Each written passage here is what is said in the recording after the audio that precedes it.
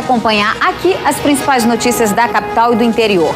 O tempo hoje será parcialmente nublado, como você vê nessas imagens do bairro São Jorge. Mínima prevista para hoje é de 24 graus. Acompanhe agora alguns destaques desta edição. Rafael Souza volta a ser interrogado pela Justiça. Desta vez, ele é réu em um processo criminal pelo assassinato de Luiz João Macedo de Souza, o Pulga. Caso Belota, Jimmy acusa uma outra pessoa de ser a mentora intelectual do triplo homicídio. O Fala Comunidade vai a Novairão para mostrar como está a segurança por lá e a reclamação é sobre constantes assaltos. Entenda como é o processo para adotar uma criança. Tire suas dúvidas com um advogado que vai estar aqui no estúdio. Estudantes voltam às urnas para eleger o novo reitor da Universidade Federal do Amazonas. Tem ainda os preparativos para o concurso gastronômico Comida de Boteco que começa esse mês. E a viagem que nossos repórteres fizeram a Iranduba, na região metropolitana, para apresentar as belezas naturais do município. Tudo isso e muito mais você acompanha agora, aqui no Amazonas TV.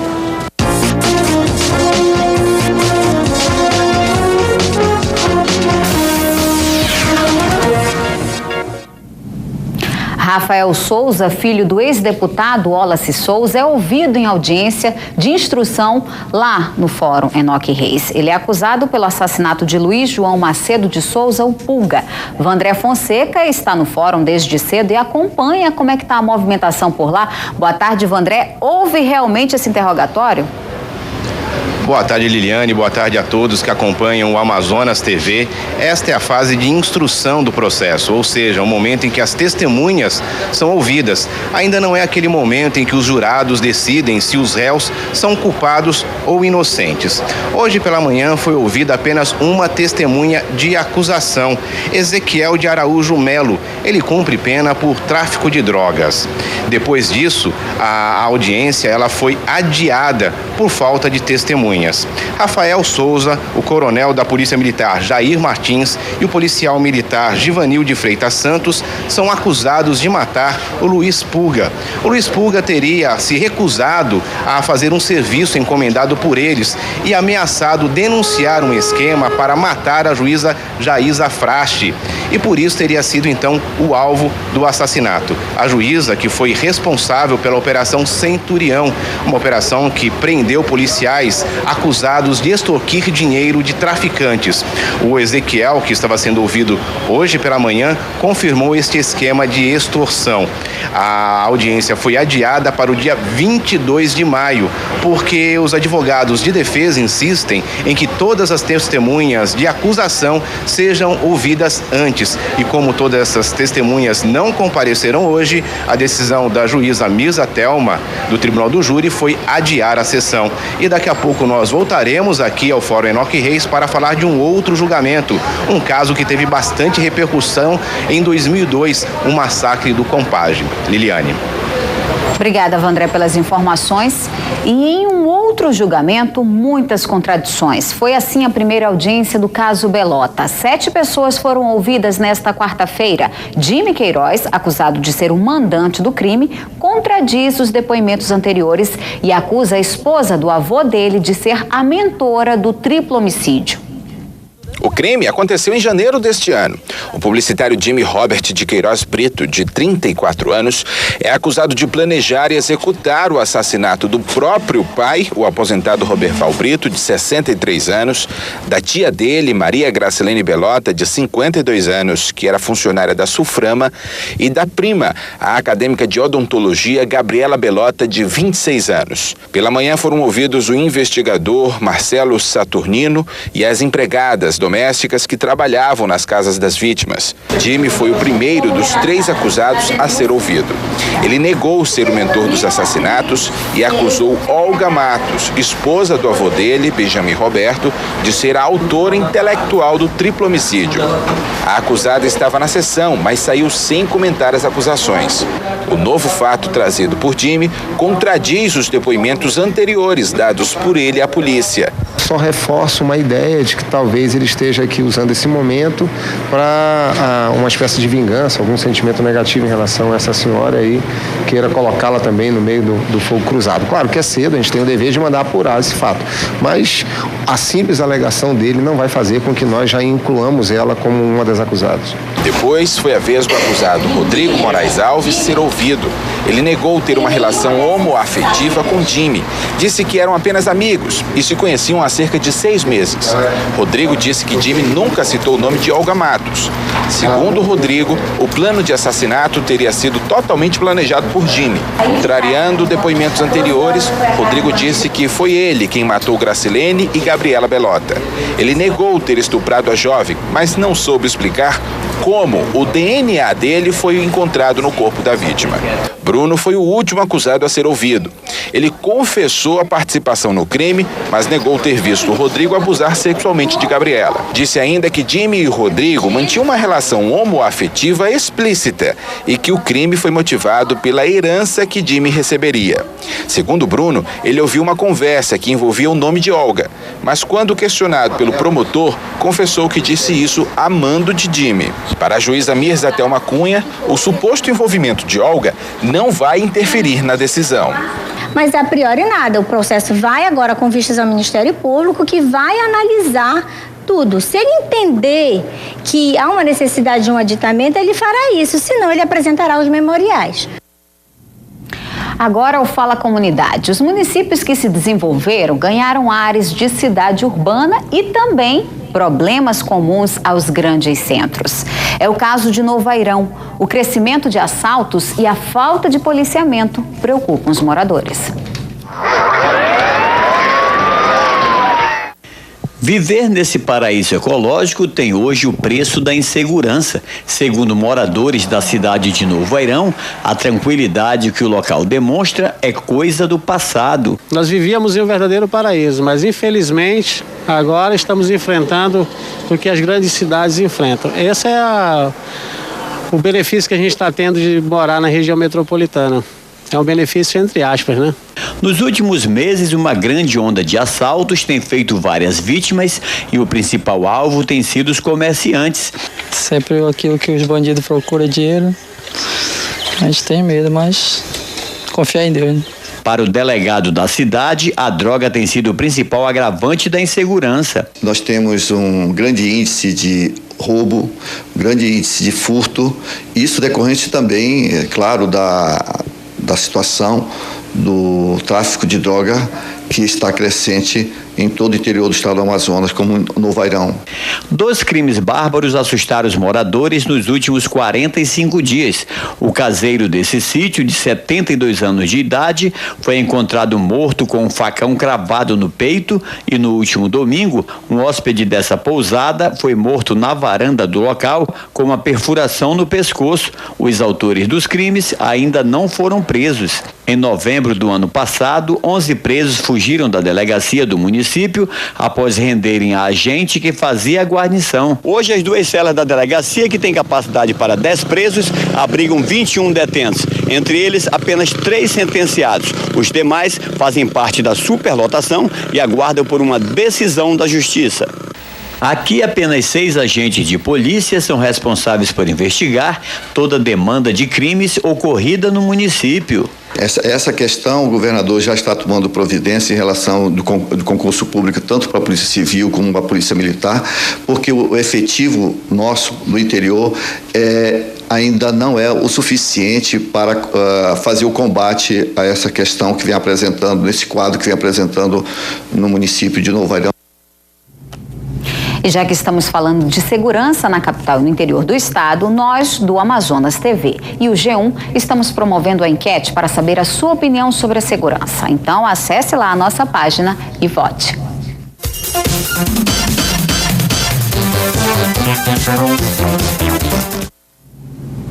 A decisão de adotar uma criança envolve várias questões que precisam ser consideradas antes de levar o processo legal adiante. Muitas vezes, dúvidas sobre o procedimento ou mesmo a sua complexidade podem afastar um futuro pai ou mãe do seu novo filho.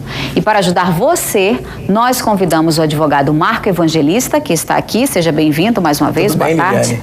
Para explicar melhor para a gente como é esse processo de adoção.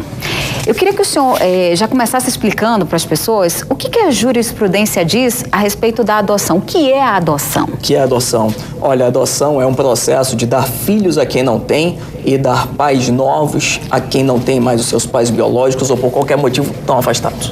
Mas quando a gente fala nisso, a gente envolve também o poder familiar. O que é esse poder familiar? Olha, o poder familiar são dois institutos. É o poder de você, é o dever de você cuidar e o poder de você se fazer obedecer, de você mandar. Então, na verdade, os pais mandam nos filhos, têm um dever de cuidado.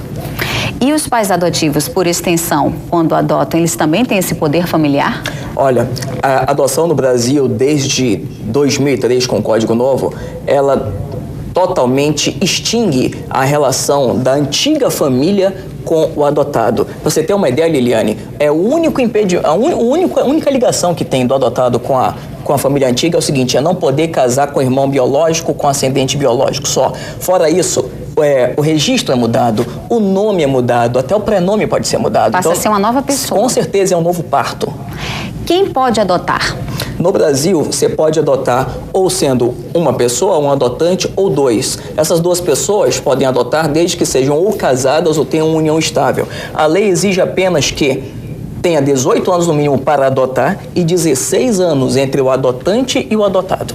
E para adotar uma criança é necessário você ter que ir a um orfanato? Ou existem outras possibilidades? Pois é. Olha, nós temos hoje, se você quiser adotar, nós temos um cadastro nacional de adoção que funciona mais ou menos assim. Todas as crianças que hoje estão sem pais estão nesse cadastro, você pode acessar no CNJ, e nesse cadastro tem hoje 13 crianças disponíveis. Você faz a habilitação na Vara da Infância e da Juventude, lá no Aleixo, nossa excelentíssima senhora juíza, doutora Rebeca, faz a sua habilitação, vai checar a sua vida pregressa, vai checar o seu lado psicossocial, tá passando aqui no site, esse site aí, você pode ter acesso às crianças hoje disponíveis, são 13, sempre muda. Então, você escolhe aí, se habilita, temos uma habilitação e aí você está pronto para adotar. Então, esse é o primeiro passo, se inscrever aí nesse site aí que tá aí. Esse site aí, na verdade, você já escreve depois que a juíza diz que você está habilitado a adotar. O seu primeiro passo é fazer um requerimento de adoção na Vara da Infância e da Juventude. E quando é marcada essa entrevista, né? O que eles avaliam quando a gente é chamado lá? Tem entrevista, tem laudo feito pelo Serviço Social, temos uma vista do Ministério Público, você tem que provar basicamente que a sua intenção é pura de ser pai, de ser mãe, que não tem nenhum outro interesse, nenhum interesse ilícito e que você está de corpo, alma, mente e coração pronto para ser pai. É isso que é averiguado. E a pessoa, ela pode dizer, eu quero essa criança? Pode. Ou eu tenho que escolher necessariamente aquelas que estão lá disponíveis? Na verdade, nós temos basicamente dois tipos. Se você não tiver alguém que você já convive, você vai nesse cadastro que apareceu o site aí. Mas se você já é guardião, se você já tem a guarda de fato de alguém, você pode levar esta criança lá e a juíza vai avaliar se já tem laço afetivo. Se tiver laço afetivo, você já adota aquela criança. Você é obrigado a aceitar aquela primeira criança que ela é apresentada para você lá quando você vai na vara? Não é. Aliás, a vantagem de ser filho adotivo é essa, é que você não foi imposto pela natureza. Então, você que é filho adotivo, você tem um orgulho. Você foi escolhido pelos seus pais, coisa que nenhum filho biológico pode dizer que foi. Então, eu gostaria de avisar aos nossos telespectadores que a gente vai continuar esse bate-papo sobre adoção. Vocês podem mandar suas dúvidas sim, que o nosso convidado, o advogado Marco Evangelista, ele vai continuar aqui conosco durante toda essa edição. Então, manda pra gente, entra em contato com as nossas mídias sociais ou então pelo telefone que vai aparecer aí. Fala lá, liga e deixa sua pergunta com a nossa produção. E ainda nessa edição, como eu falei, você vai ter mais entrevistas sobre adoção. Lembrando que no próximo bloco, a gente vai falar sobre o segundo turno das eleições lá da reitoria da UFAM. E os moradores lá na Redenção, eles estão pedindo a reforma de uma escada. Olha só a situação lá. Hora de acertar os relógios, 12:16 aqui na capital. A gente vai para um rápido intervalo e volta já já.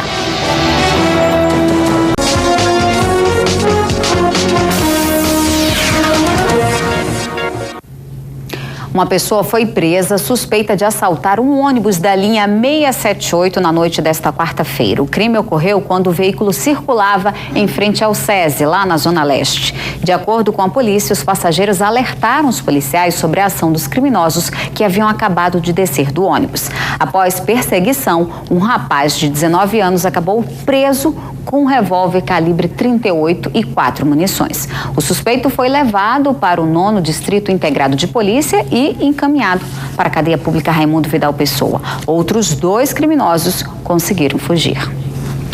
E como a segurança aqui na capital e no interior é o assunto do Fala Comunidade, nós do Amazonas TV e o G1 estamos promovendo uma enquete para saber a sua opinião sobre a segurança pública. Então acesse a nossa página e vote. Estudantes, professores e técnicos da Universidade Federal do Amazonas voltam às urnas hoje para escolher o novo reitor da instituição. Neste segundo turno da consulta, continuam na disputa o ex-diretor da Faculdade de Estudos Sociais, professor Silvio Pulga, e a atual reitora da instituição, professora Márcia Perales. A votação começou às 9 horas da manhã na maior parte dos locais de votação e vai até às 9 da noite, exceto nas unidades onde não há cursos noturnos. Nestes locais, a consulta vai até às 5 da tarde. São quase 35 mil votantes entre estudantes, professores e técnicos. No primeiro turno, a abstenção foi alta, 76%. O resultado deve ser conhecido até às 6 da tarde de amanhã. O vencedor vai comandar a instituição pelos próximos 4 anos. A falta de manutenção em uma escadaria deixa moradores lá na Redenção preocupados. A escadaria é um dos poucos acessos à área onde eles moram. O Beco São Francisco fica no final da escadaria. Lá embaixo é preciso passar por uma ponte de madeira, que está em situação precária. Moradores dizem que eles mesmos fazem a manutenção para não ficarem sem acesso às casas. A escadaria também está com problemas. A erosão provocada pela chuva e vazamentos de água abriu um túnel embaixo da estrutura de concreto. Moradores temem um desmoronamento. Até arriscada a desabar a parte da residência do rapaz aqui e a minha também aqui do lado. Os moradores dizem que já pediram ajuda para a Secretaria de Infraestrutura. Nós já reclamamos, ano passado a gente já ligou, mas até agora nada. A Prefeitura informou que uma equipe de técnicos da Secretaria Municipal de Infraestrutura já esteve no local. Eles detectaram que a ponte do Beco São Francisco e a escadaria precisam passar por reformas. Eles já estão realizando um orçamento e o levantamento do material que será utilizado nas obras que devem começar nas próximas semanas. Segundo o Cipan, a quinta-feira será de céu nublado e com chuva em quase toda a região. Confira mais detalhes no mapa.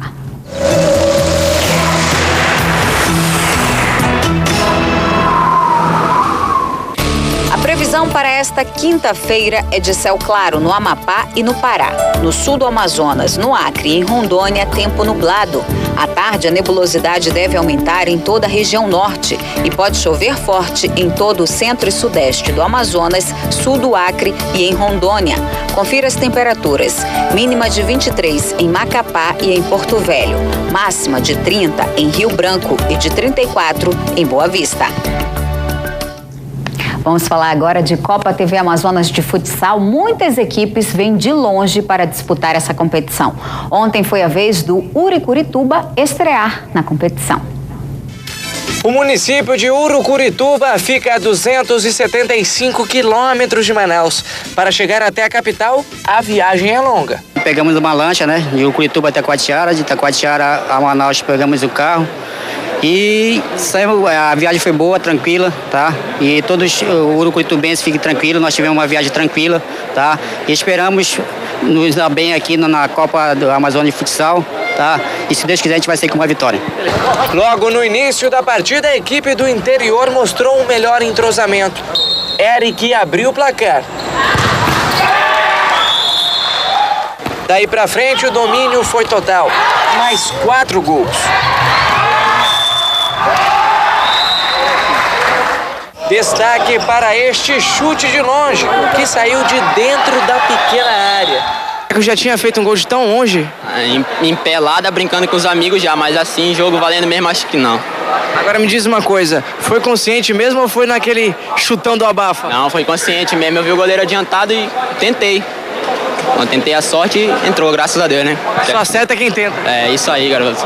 Até aí, 5-0. Mas Eliseu ficou com inveja dos companheiros. A vontade de marcar era tanta, mas tanta, que ele fez o gol. Só que contra. Foi verdade, foi tirar a bola que o cara ia fazer o gol e acabei em felicidade e fez contra. O placar 5-1 deixou pelo menos a tua marca, né? Tem que ser, né? Que senão fica... Não tem como não deixar a marca, né? Resumo, só os jogadores do Urucurituba marcaram. Placar final, 5-1. E ainda nesta edição, as belezas naturais de Paricatuba, na região metropolitana. No próximo bloco, o nosso convidado, o advogado Marco Evangelista, vai responder suas dúvidas sobre a adoção. E ao vivo, as informações sobre o julgamento da chacina que ocorreu em 2002 no Compage.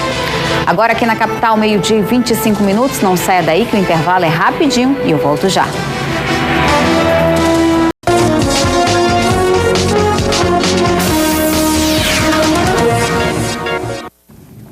Nós vamos voltar ao vivo com o repórter Vandré Fonseca, que continua no Fórum Enoque Reis. Vandré, hoje também está ocorrendo um outro julgamento de Elmar Libório, acusado de envolvimento na chacina do complexo penitenciário Anísio Jobim em 2002, é isso? Exatamente. Elmar Libório, ele é acusado de fechar a ala onde estavam os detentos e também um agente penitenciário. No dia 25 de maio de 2002, neste crime, 13 pessoas morreram a tiros, facadas e até marteladas, num crime que ficou conhecido como chacina do Compage.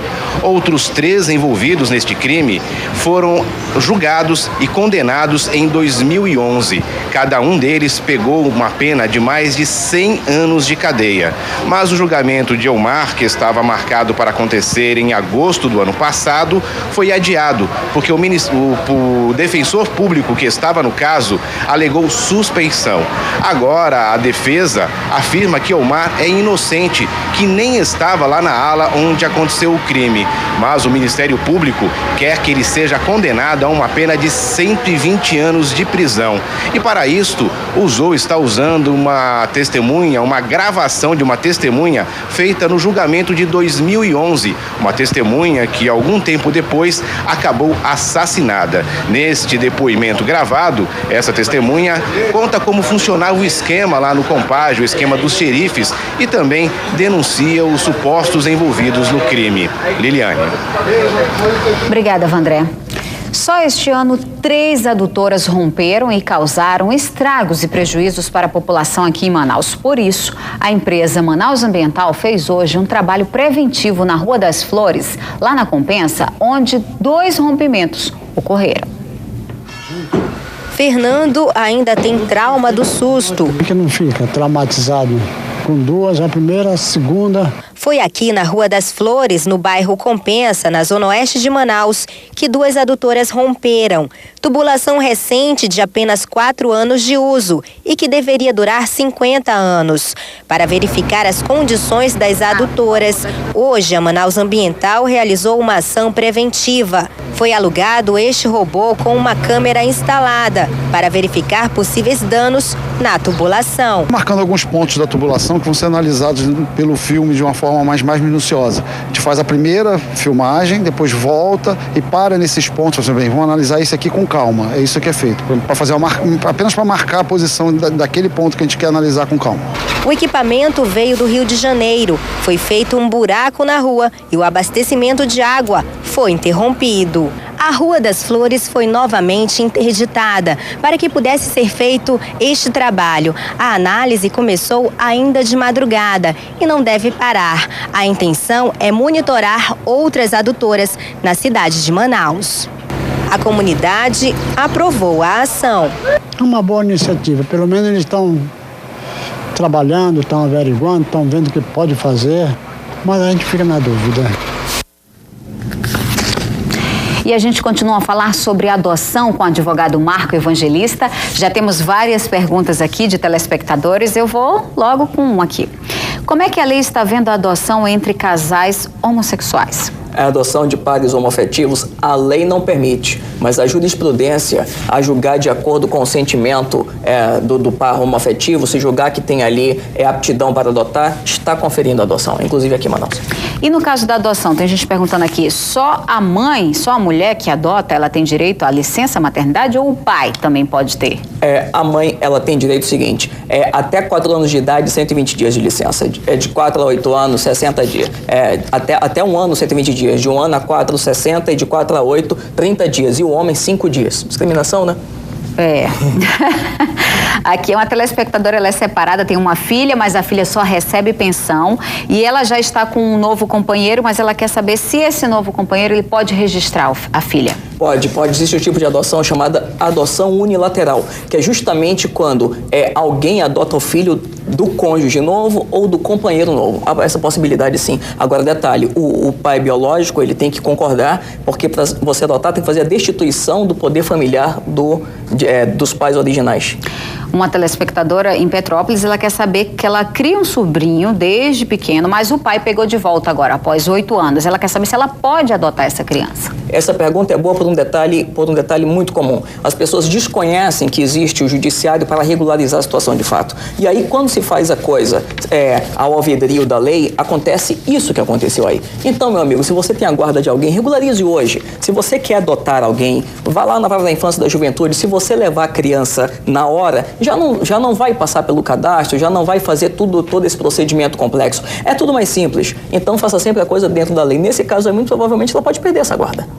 Pode perder. Mesmo tendo criado a criança? Mesmo tendo criado. Ela vai ser mais uma boa briga, você vai averiguar se tem laço afetivo, se tiver vai ser outra briga, mas pode perder sim. Acho que a gente também já respondeu até a resposta, a pergunta de uma telespectadora da Cidade Nova que fala com relação a esse processo da entrada, de adoção de uma criança que já cuida. É mais ou menos Pois isso. Se você já cuida, o que se checa lá é se tem laço afetivo ou não tem. Veja, pode ser, a lei permite que haja estágio de convivência, mas se o laço for forte, pode até ser dispensado. Inclusive, me perguntaram um dia desse, você pode adotar adulto no Brasil? Pode, adulto pode ser adotado, desde que a convivência tenha iniciado quando ele era ainda menor de idade. Então, você pode adotar adulto no Brasil. Adulto, criança, sim. Aliás, existe até adoção pós-mortem no Brasil, você sabia, Liliane? Não. Então, se alguém comprovar que o morto deixou uma intenção inequívoca de adotá-lo, pode fazer processo de adoção. Pode Já ser tem direito consumada, né? Com certeza. Tem outra pergunta aqui que é com relação a gestantes que muitas vezes oferecem a criança. Sim. Ela pode ser adotada, essa criança? Pode. Na verdade, você pode começar o processo de adoção até antes da criança nascer. Você já pode, estando grávida, não tendo condições por qualquer motivo que não interessa pra gente, querer entregar seu filho para adoção, você pode fazer isso antes da criança já nascer e já pode, inclusive, já estar com o processo pronto, quando a criança nascer, já ser consumado logo o registro com os pais adotivos. Adotar irmãos é sempre complicado, porque você não pode separar, não é isso? Olha, a nossa lei diz o seguinte, preferencialmente, mas não obrigatoriamente, os irmãos têm que ser adotados juntos. Inclusive, naquele cadastro que eu falei, quando você se cadastra para ser adotante, você coloca preferência por gênero, por idade, se você está apto a adotar irmãos, se precisa ter alguma condição de saúde específica ou coisa desse tipo. É muito comum até acontecer casos de crianças serem deixadas na porta de alguém. Eu já presenciei isso daí.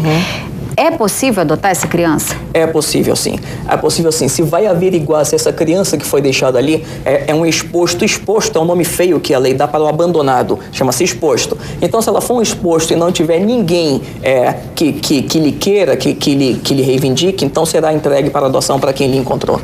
E as custas, para a gente finalizar, né? A gente tem várias perguntas, mas infelizmente não vai dar para responder todas. Mas as custas financeiras desse processo, quem arca?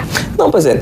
Esse processo de adoção, você pode pedir gratuidade de justiça e não terá custo para você se você pedir gratuidade de justiça. E me perguntam certo dia, por que demora tanto o processo de adoção? Por uma palavra, Liliane, cautela.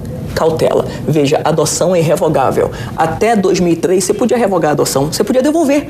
Hoje você não pode. Hoje você adotou, fica sendo seu filho eternamente. Por isso que demora alguns meses, inclusive. Por isso que ainda é longo, né, Sim. o processo. E até porque também é estranho você devolver uma criança, não é um produto. Com certeza, vira um estigma, né? Tá certo. Eu gostaria de agradecer mais uma vez a sua participação e desejar uma boa tarde. Um abraço, boa tarde. Depois do intervalo tem comida de boteco e a viagem que nossos repórteres fizeram a Iranduba, na região metropolitana, para apresentar as belezas do município. Hora de acertar os relógios, agora aqui na capital, 12h37. O intervalo é rapidinho, a gente volta já.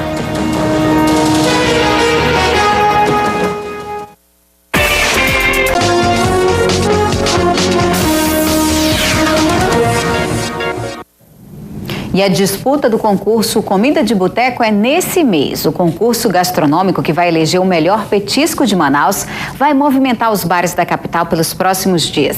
Quem já está aqui em Manaus é o criador do evento. Eduardo Maia é o criador do concurso. Ele chega para a entrevista no boteco ganhador do ano passado e é recebido pelo campeão, Marcos Silva. Time forte para a comida esse ano? Forte. Então vamos embora. Dá licença. Marcos mostra o quadro do Comida de Boteco. Vitória conquistada com um prato patanisca de bacalhau. E esse ano, por enquanto, é segredo. Esse ano a gente tem um tema, né? Todos teriam que trabalhar em cima de ou linguiça ou algo com mandioca. Durante a entrevista, Marcos oferece o prato vencedor de 2012 ao criador do concurso. Eduardo visita mais de 1.000 botecos por ano e faz questão de provar todos os pratos. Sabe como ele consegue manter a forma? Caminhando de 1 a 2 horas por dia. E faz questão de conhecer, inclusive, as feiras nas cidades onde está visitando. Esse é o segredo? Esse é um dos segredos, né? Eu acredito que assim, o equilíbrio é tudo na vida. Então eu acho uma caminhada, andar de bicicleta que eu faço, eu nado toda semana. Esse é um dos segredos. Ele é gastrônomo autodidata, professor de culinária e foi um dos representantes ano passado do Comida de Boteco em Madrid, um dos eventos mais importantes de gastronomia do mundo. E olha só o que ele fala da culinária amazônica. Acho que a cozinha da Amazônia é uma das melhores do mundo, né? Aqui tem muita coisa, muito produto, muito ingrediente. Aqui é maravilhoso. Eu adoraria ter esse quintal para poder cozinhar. E relata que a criação do concurso tem o papel de resgatar a cozinha de raiz do Brasil. E cada cidade nós temos um sotaque diferente. É a mandioca, é a linguiça esse ano, então nós temos sotaques assim. Em Goiânia é uma mandioca, uma linguiça com um pouquinho de pequi. No Rio de Janeiro já tem aquela pegada mais carioca da carne de sol, aquela carne seca, aquela coisa toda. No Mineiro é completamente diferente e são os mesmos ingredientes com diferentes sotaques.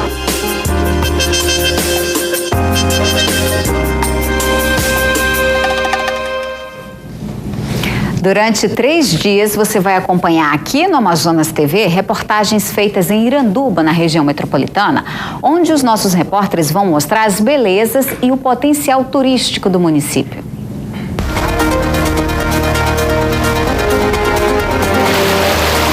Nossa viagem começa na Ponte Rio Negro. Até Iranduba são 27 quilômetros asfaltados. Entrando no município de Iranduba, resolvemos dar um pulo no mirante do local. Mesmo com o tempo nublado, a vista impressiona. O voo das garças ajuda a deixar a paisagem ainda mais bonita.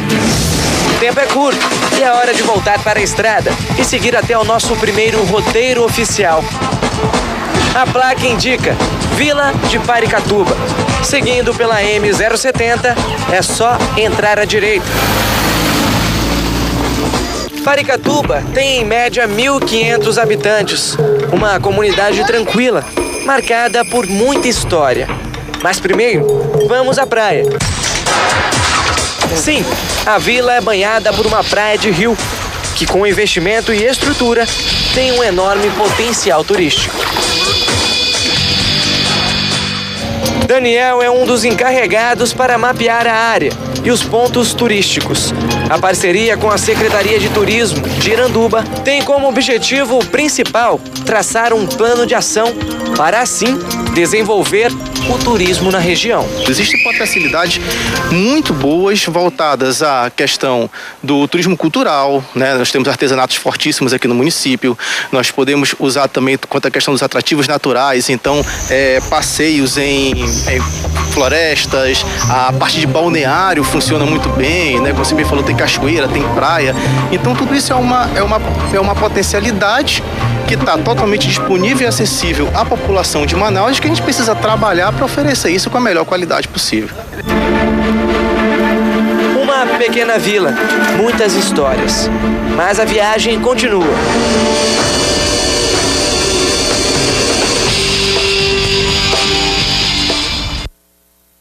Amanhã você vai conhecer um pouco mais sobre a parte histórica da comunidade de Paracatuba. E por hoje é só, mas na nossa página você acompanha essas e outras notícias. Participe do Amazonas TV enviando sugestões de reportagens para a nossa produção ou para as nossas mídias sociais. Fique agora com o Globo Esporte, uma boa tarde para você e eu te espero amanhã, a partir do meio-dia. Até lá!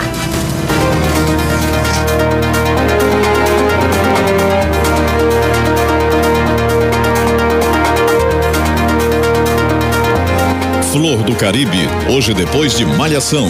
Assista agora Globo Esporte.